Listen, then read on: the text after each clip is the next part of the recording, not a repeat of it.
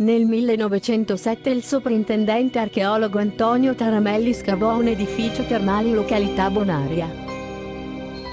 La struttura non è stata conservata, ma furono asportati alcuni pannelli del grande mosaico pavimentale, composto da riquadri con motivi geometrici floreali e figurativi, databile attorno alla metà del III secolo d.C.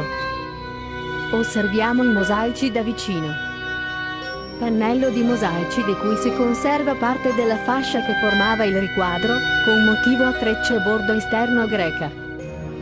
Mosaico decorato con fiore a 4 petali dotati di 3 punte, agli angoli su steli ricurvi sono presenti 4 boccioli. Pannello di mosaico di cui si conserva parte della treccia del riquadro, decorato agli angoli con 4 petali allungati neri che terminano con un bocciolo.